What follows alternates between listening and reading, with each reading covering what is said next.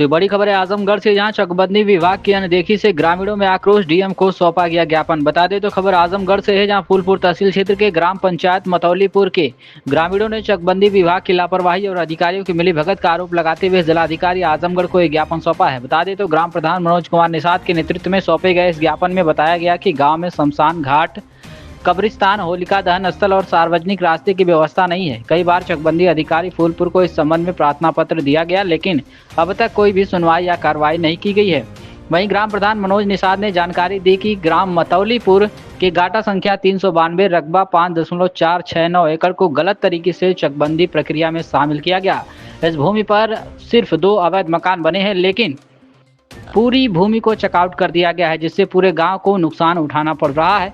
अब गांव में आवागमन का कोई रास्ता तक नहीं बचा है। ज्ञापन में अभी आरोप लगाया गया है कि यह सब कुछ चकबंदी अधिकारियों को मिलीभगत और अवैध लेन देन के कारण हुआ है। ग्राम प्रधान ने धारा 9 में वाद दाखिल कर न्यायालय में भी इस मुद्दे को उठाया है, लेकिन अब तक कोई संतोषजनक कार्रवाई नहीं की गई है। वहीं ग्रामीणों की मांग है कि चकबंदी विभाग फूलपुर द्वारा की गई पूरी कार्रवाई की निष्पक्ष जांच कराई जाए। ग्रामवासियों के लिए सार्वजनिक रास्ता, शमशान घाट, कब्रिस्तान और होलिका दहन स्थल सुरक्षित किया जाए। आपको बता दी थी, दोषी अधिकारियों और कर्मचारियों के खिलाफ कड़ी कार्रवाई किए जाने की भी मांग की गई है। गांव की आबादी लगभग 200 से अधिक है और इस तरह की लापरवाही से ग्रामीणों को भारी परेशानियों का सामना करना पड़ रहा है। अब देखना यह है कि जिलाधिकारी इस मामले में क्या कदम उठाते हैं। क्या कुछ कहा है लोगों ने, आए हुए लोगों ने, आप सुनिए। नाम संजय निषाद है और मैं निषाद समाज से हूँ। क्या मामला है आपको? आज ग्राम सभा मतौलीपुर में जो 4 लेन निकल रहा था, उस समय जो है एक चकमार्ग पे रास्ता प्रस्तावित हुआ था। हाँ, उसमें जो है एक व्यक्ति वाद दाखिल किए थे, जो वाद को खारिज कर दिया गया था। जिस वाद को जिस अधिकारी ने खारिज किया था, उसी वाद को उस अधिकारी ने 10 दिन बाद मंजूर कर लिया, तजमीसानी से मंजूर कर लिया।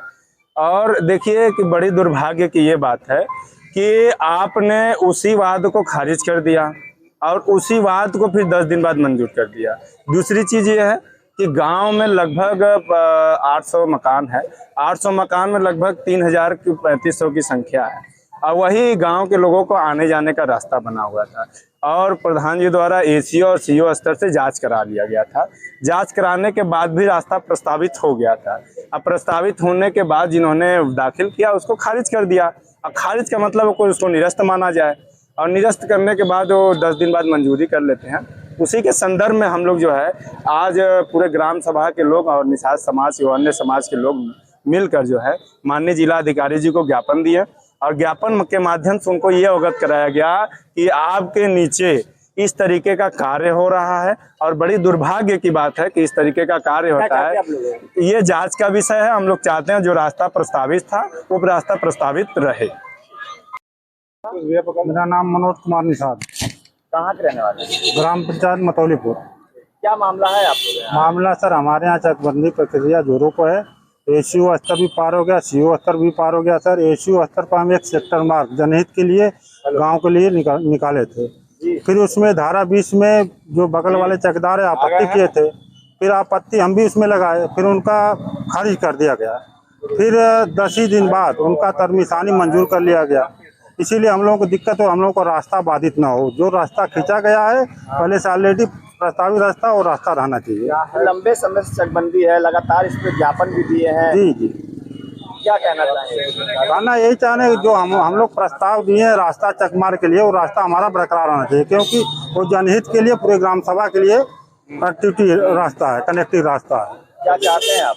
हम चाहते हैं एक रास्ता हम चाहते हैं कि बरकरार रहे। और हमारे यहाँ शमशान घाट, कब्रिस्तान, होलिका दहन की जमीन अभी रिक्वायर नहीं की गई। ये कह रहे हैं आज हो जाएगा, कल हो। जब सर एसीओ स्तर पार हो गया, सीओ स्तर पार हो गया, अब कब हमको देंगे? अभी आप ज्ञापन दिए, क्या आश्वासन मिला? अब गाँव ज्ञापन हम एसडीएम सर को दिए हैं। एसडीएम सर कहे हैं कि भाई चलिए जांच करा कर तब हम बताएंगे।